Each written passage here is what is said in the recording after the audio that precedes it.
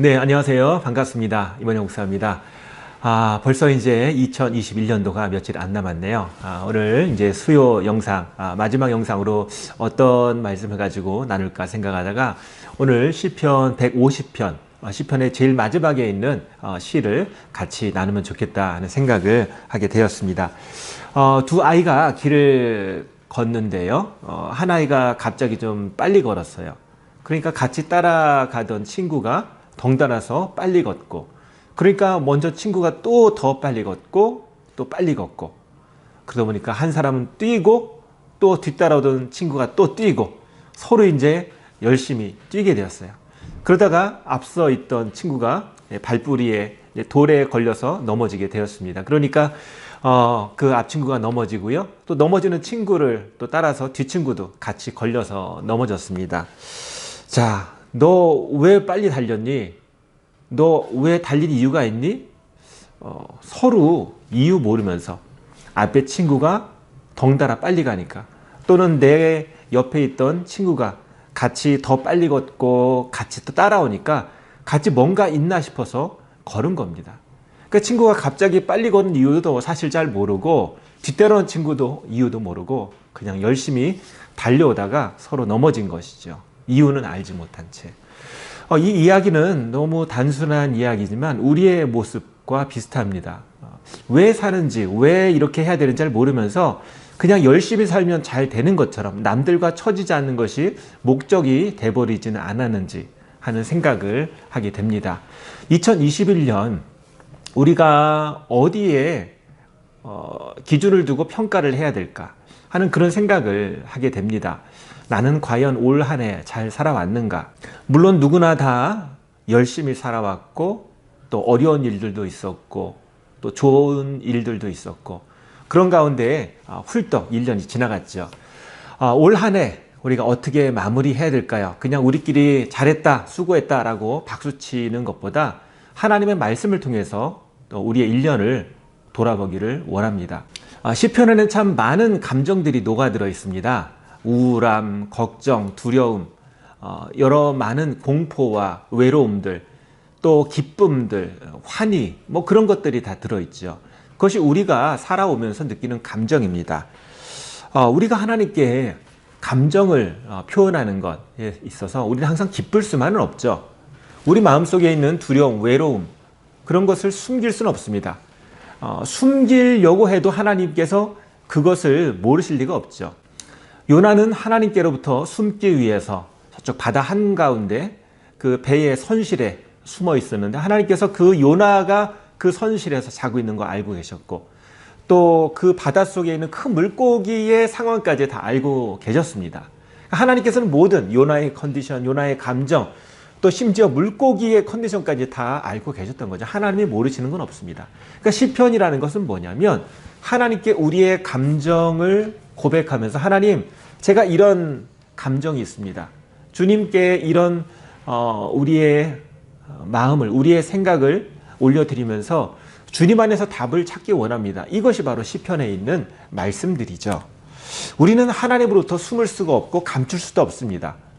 우리의 감정들, 올 한 해 우리가 느꼈던 감정들, 뭐 그것을 숫자로 적으면 뭐 좋은 감정 이만큼, 또 힘들었던 감정들 이만큼, 나름대로 치수들이 있겠죠.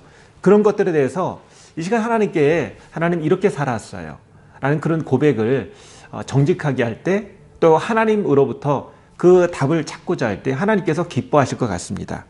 오늘 시편 150편의 시편 기자는요, 이렇게 하나님께 시를 올리고 있습니다. 1절 말씀인데요. 할렐루야, 그의 성소에서 하나님을 찬양하며 그의 권능의 궁창에서 그를 찬양할지어다. 할렐루야로 시작되고 있죠. 할렐루야가 어떤 뜻이죠? 하나님을 찬양하라. 그냥 하나님을 찬양하라. 내가 하나님을 찬양합니다가 아니라 다른 사람에게 하나님을 찬양하십시오, 명령을 하고 있습니다. 나는 당연히 찬양하고 당신들도 찬양할 수 있습니다 라고 이 얘기를 하고 있는 거죠. 자, 그러면 어디에서 찬양하는가? 장소가 나오죠. 성소에서 찬양하고, 또 그의 권능의 궁창에서 그를 찬양하라.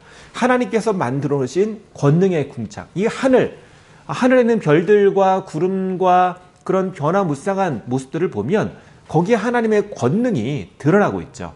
그 하늘을 보면서 찬양하라 라고 얘기하고 있는 것이죠. 그러니까 지금 우리가 살고 있는 이 장소를 적용하면 저쪽 남산에 가서 찬양하고, 그리고 성전, 교회에 가서 찬양하고, 또 집에서 찬양하고, 전철에서 찬양하고, 버스에서 찬양하고, 또 경부고속도로에서 찬양하고, 그리고 강변북로에서 찬양하고, 내가 있는 이 자리에서 하나님의 권능을 보면서 찬양하십시오.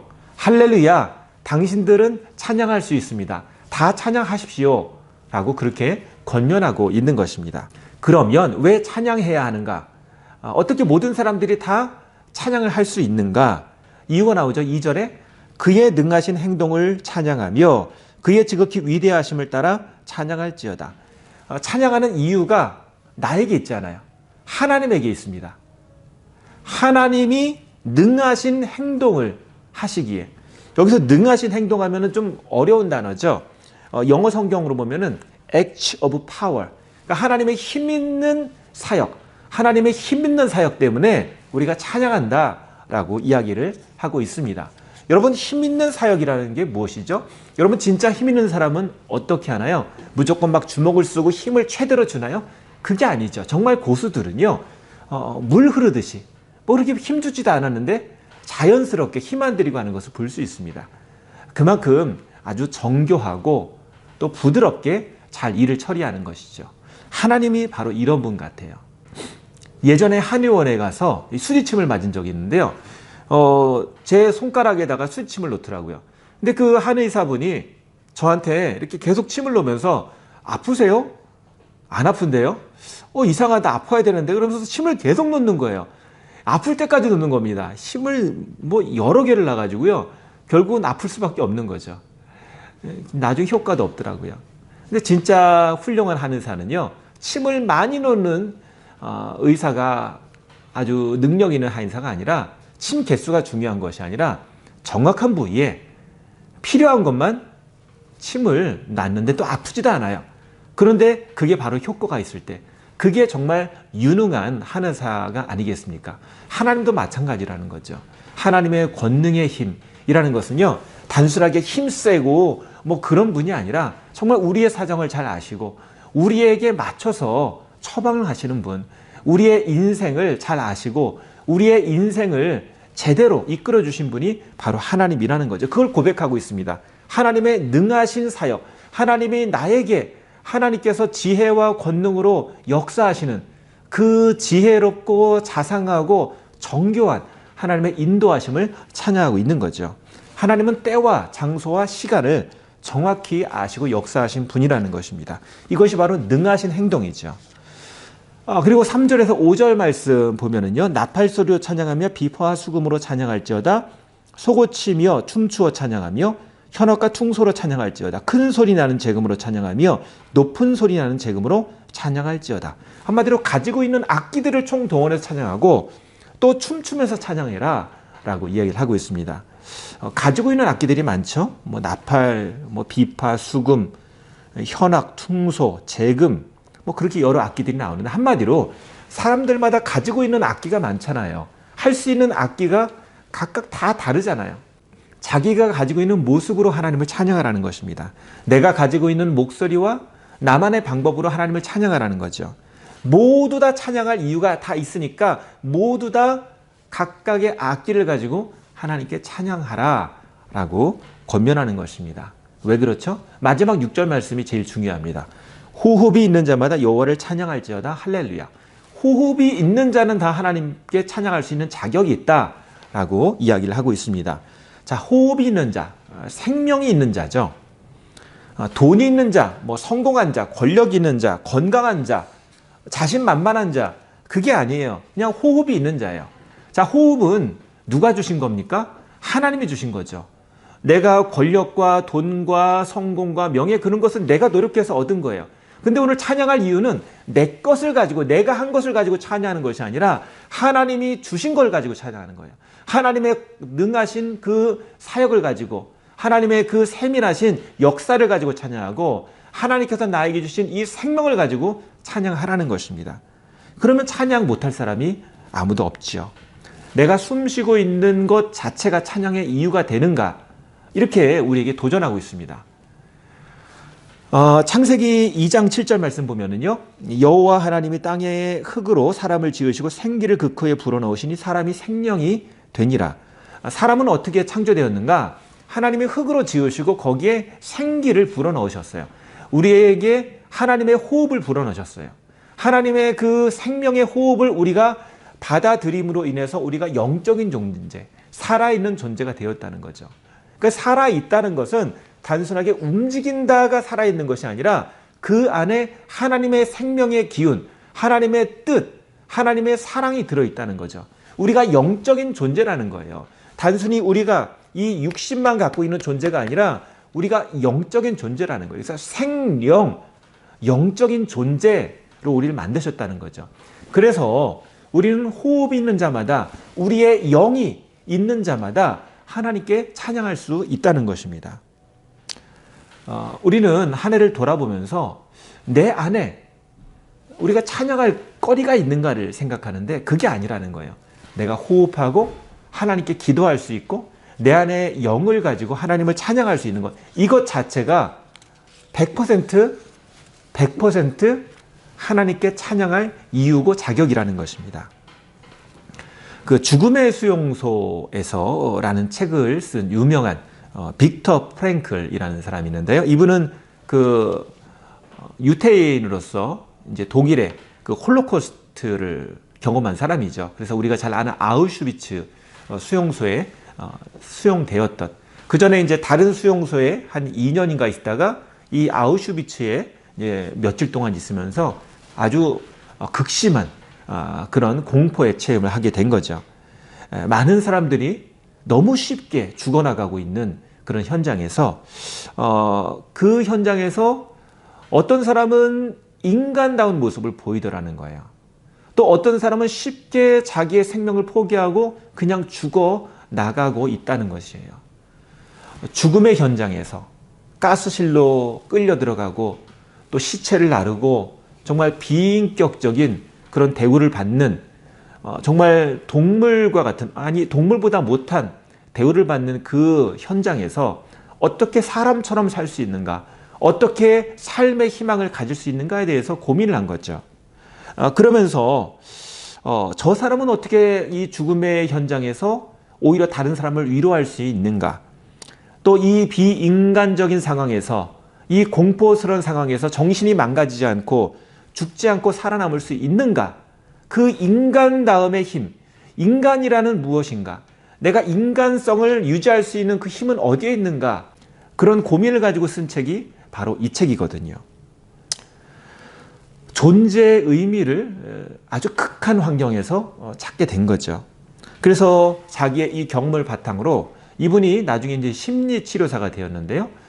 의미치료라는 그런 치료의 한 분야를 새로 개발한 사람이 바로 이 빅터 프랭클입니다. 그런데 이분의 이런 치료 방법이 우리 상담 현장에도 많이 쓰인다고 합니다. 어디에 쓰이는가? 한 책을 봤더니요, 그 한 교수님이 뭐 예일대에 유학 가서 거기에서 유명한 그런 뭐 정신 분석학을 배우고 그렇게 훈련했는데, 그게 막상 자기의 그 실습 현장에 오니까 항암 치료를 받는, 암병동에 가서 이들을 정신 분석하면서 치료할 수 있는 게 아무도 쓸데가 없다라는 거예요. 오히려 이들에게 왜 살아야 되는지, 어떻게 죽음을 준비해야 되는지 의미를 찾아주는 게 진짜 상담이라는 것입니다. 우리가 삶의 의미를 찾으면요, 뭐 초인적인 힘이 발휘되기도 한다고 하죠. 그래서 어떤 사람이 등산을 하다가 잘못해가지고 떨어지겠어요. 그래서 온몸에 바위를 부딪혀서 상처를 다 입었는데, 거기서 어떤 초인적인 힘을 발휘해서 산 밑에까지 혼자 내려올 수 있었다는 그런 얘기도 있고요. 또 우리가 뭐 흔히 듣는 얘기죠.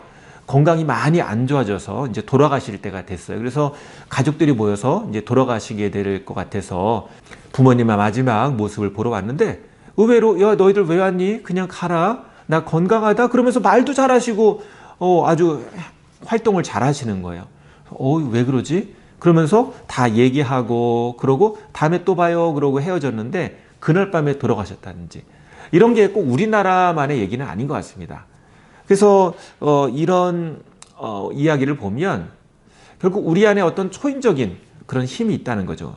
바로 이 의미치료와 관련된 책에서 나오는 이해를 제가 말씀드리는 거예요. 사람 안에 어떤 로고스라는 게 있다고 거의 의미치료에서는 얘기합니다. 그래서 어떤 그 힘을 주는 로고스, 힘의 원천이 있다는 거죠. 의미의 원천이 있다는 거죠. 이렇게 설명을 하고 있습니다. 그런데 성경에서는요, 이 로고스가 무엇인가, 의미의 원천이 무엇인가, 결국 하나님이라는 거예요. 내가 결국 살아있는 이유 어디서 찾습니까? 내가 힘을 내야 하는 이유 어디서 찾습니까? 하나님이 나를 그렇게 만드셨기 때문에, 내가 그렇게 의미 있는 존재이기 때문에 그렇다는 거죠. 참 자본주의의 문제라는 것이 그렇습니다. 자본주의 사회에서는요, 돈을 잘 버는 사람은 자본주의 사회에서 성공한 사람이고, 돈을 벌지 못하는 실업자는 자본주의 사회의 패배자로 그렇게 낙인을 찍고 있습니다. 이것이 자본주의 사회의 교육의 문제고요. 근데 성경에서는 이렇지는 않습니다. 성경은 가난한 자와 또 부자를 차별하지 않아요. 가난한 사람은 이렇게 문제가 있으니까 가난하지, 또 부자는 이렇게 열심히 하잖아, 그런 식으로 얘기하지 않습니다. 똑같이 하나님 앞에 부자든 가난한 사람이든 그가 어떤 처지에 있든 환경과 상관없이 그가 하나님을 인정하는가, 그가 하나님을 믿는가, 그가 살아있는 동안 어떻게 살았는가에 대해서 하나님께서 말씀하시는 거죠. 오늘 우리가 살아있지 않습니까? 우리의 어떤 형편과 상관없이 지금 내가 하나님을 인정하고 있는가, 내가 지금 하나님을 찬양하고 있는가, 내가 지금 호흡을 하는 이때에 하나님 안에서 내 존재의 이유를 찾고 있는가, 이것이 하나님께 우리에게 질문하시는 내용입니다. 우리는 하나님께 지음을 받은 영적인 존재라는 것을 잊으면 안 되는 것이죠. 숨을 쉰다는 것만으로도 찬양할 이유가 있습니다. 아무것도 없어도 내가 살아있는다는 것 이 자체만으로 하나님을 찬양하고 다른 사람에게 할렐루야, 하나님을 같이 찬양하자라고 얘기할 수 있는 충분한 권리가 있다는 거죠. 하나님은 우리를 소유나 건강이나 어떤 사회적 직책으로 평가하지 않으십니다. 너 나를 사랑하니?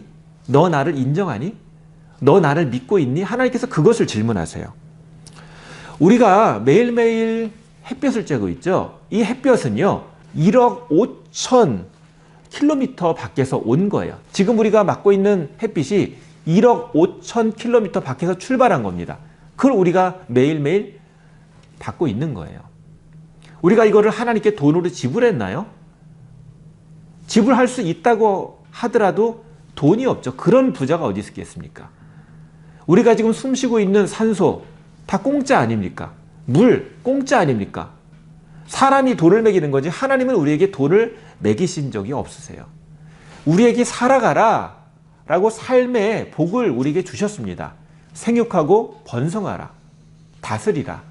오늘 우리가 호흡하며 살아가면서 하나님께서 주신 것들을 누리고 살 수 있도록 하나님이 주신 것들이에요. 근데 사람들이 그것을 가지고 서로 많이 가지려고 하고 편을 가르고 또 그거에 대한 어떤 돈을 부여하면서 우리 사회가 이렇게 달라지게 된 것이죠. 하나님께서는 우리에게 어떤 영수증을 청구하지 않으셨습니다. 다 공짜다, 다 은혜다라고 말씀하세요.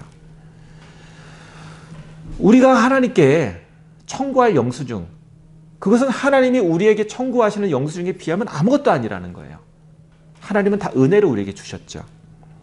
우리가 존재하는 목적, 이유, 골로새서 1장 16절 말씀 이렇게 말씀하십니다. 만물이 그에게서 창조되되 하늘과 땅에서 보이는 것들과 보이지 않는 것들과 혹은 왕권들이나 주권들이나 통치자들이나 권세들이나 만물이 다 그로 말미암고 그를 위하여 창조되었고 모든 왕권, 주권, 통치자들, 권세들, 만물들 그게 다 하나님을 위해 창조됐다는 거예요.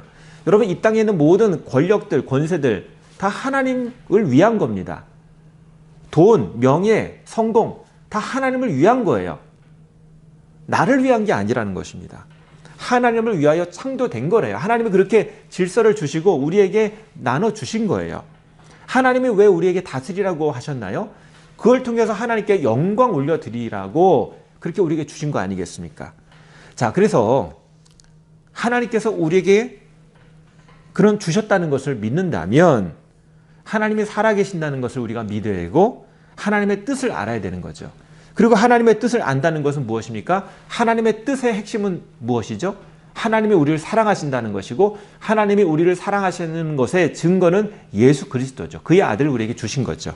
그래서 우리가 하나님의 뜻을 안다는 것은 예수님을 믿는 거예요. 예수님을 나의 구주로 믿는다는 겁니다. 갈라디아서 2장 20절 그런즉 이제는 내가 사는 것이 아니요 오직 내 안에 그리스도께서 사시는 것이라. 이제 내가 육체 가운데 사는 것은 나를 사랑하사 나를 위하여 자기 자신을 버리신 하나님의 아들을 믿는 믿음 안에서 사는 것이라. 예수님을 믿는 믿음으로 사는 것이 바로 내 인생의 방향이고 목표입니다 라고 사도 바울이 고백하고 있는 것입니다. 자, 정리하겠습니다. 할렐루야, 하나님을 찬양하라. 예수님이 나의 주님이시기 때문에 찬양할 수 있습니다. 예수님이 나의 구주시고 나의 생명의 주님이시기 때문에 우리는 찬양할 수 있어요. 그거면 끝난 것입니다. 다윗이 쓴 시편 23편 1절 여호와는 나의 목자시니 내게 부족함이 없으리로다. 그 후에 나오는 2절 3절 쭉 나오는 말씀은 다 여기에 대한 설명이에요. 다윗이 찬양할 때 여호와는 나의 목자시니 내게 부족함이 없습니다 라고 얘기하고 그거면 됐지 끝 해도 아무 문제가 없어요. 그냥 하나님이 나의 목자시면 그걸로 된 겁니다. 그게 찬양할 이유예요. 그리고 하나님이 그거면 되지 않았니? 라고 우리에게 말씀하십니다. 오늘 시편 50편은요 이렇게 우리에게 도전을 줍니다. 우리가 숨 쉬는 것 하나만으로도 충분하다. 하나님을 찬양할 이유가 충분하다. 우리가 살아있는 것만으로도 하나님께 감사할 이유가 충분하다라고 우리에게 도전하십니다. 이 시간에 좀 같이 묵상하고 기도했으면 좋겠습니다. 하나님, 올 한 해 우리에게 살아있는 것만으로, 우리가 존재하는 것만으로 하나님을 찬양하고 감사할 수 있는 그런 사람이 되게 해주시옵소서. 마치 하나님이 주신 건데 내 것처럼 그렇게 생각하고 있는 마음이 우리에게 많이 있는 것 같습니다. 하나님 주신 겁니다. 감사합니다. 내 생명, 내 건강, 내가 누리고 있는 것들 다 하나님 주신 거네요. 그냥 내가 숨 쉬는 것만으로도 충분히 감사할 이유가 있습니다. 우리 같이 기도했으면 좋겠습니다. 하나님, 감사합니다. 살아있게 하심에 감사합니다. 호흡하게 하시니 감사합니다. 지금 이 자리에 있게 하시니 감사합니다. 주님의 은혜입니다. 우리 같이 한번 감사의 기도 하겠습니다. 아버지 하나님, 감사합니다. 오늘 시편 150편 말씀을 통해서 살아있는 것만으로 충분히 감사하다라는 것을 같이 말씀을 통해서 받았습니다. 하나님, 저희들 주님 앞에 감사하는 자가 되게 하시고 하나님 안에서 기뻐하는 자가 되게 하시고 정말 하나님 앞에서 겸손한 자가 되게 하시고 하나님 앞에서 정말 힘 있는 자가 되게 하시고 아버지 이해하신단다. 아버지 하나님, 저희들 오늘 숨을 쉬는 것만으로도 감사합니다.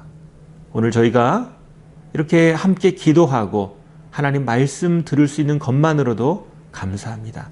예수님이 나의 구주이신 것만으로도 감사합니다. 이것으로 충분합니다. 또 주님께서 우리의 아버지 되심에 감사합니다. 주님 안에서 겸손하게 하시고 만족하게 하시고 주님 안에서 오직 주님만으로 기뻐하게 하여 주시옵소서. 할렐루야, 주님을 찬양합니다. 영광 높여드립니다. 예수님의 이름으로 기도합니다. 아멘. 예, 감사합니다. 우리 송구영신 예배 때 같이 또 뵙고 또 다음 영상 때 뵙도록 하겠습니다. 감사합니다. 하나님은 너를 만드신 분, 너를 가장 많이 알고 계시며, 하나님은 너를 만드신 분, 너를 가장 깊이 이해하신단다. 하나님은 너를 지키시는 분, 너를 절대 포기하지 않으며, 하나님은 너를 지키시는 분, 너를 쉬지 않고 지켜보신단다. 그의 생각 셀 수 없고, 그의 자비 무궁하며, 그의 성실 날마다 새롭고, 그의 사랑 끝이 없단다.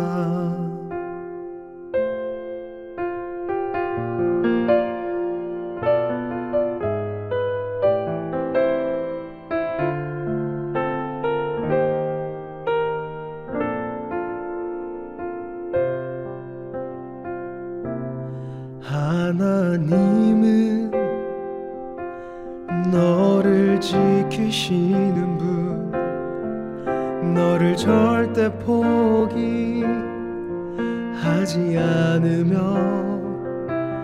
하나님은 너를 지키시는 분, 너를 쉬지 않고 지켜보신단다.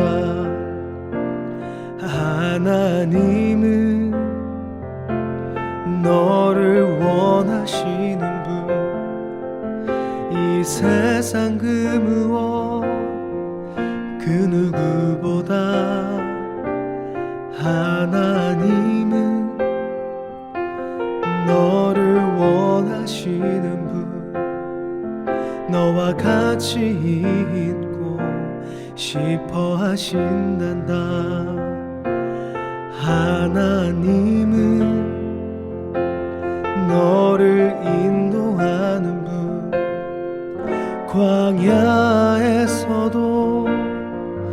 폭풍 중에도 하나님은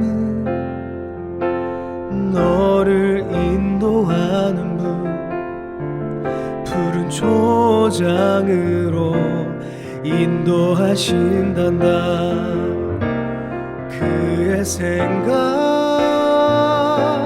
셀 수 없고, 그의 자비 무궁하며, 그의 성실 날마다 새롭고, 그의 사랑 끝이 없단다.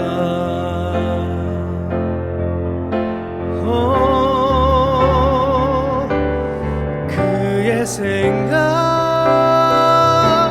셀 수 없고, 그의 자비 무궁하며,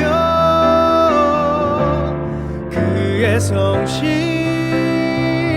날마다 새롭고, 그의 사랑 끝이 없단다. 그의 사랑 끝이 없단다. 그의 사랑 끝이 없단다.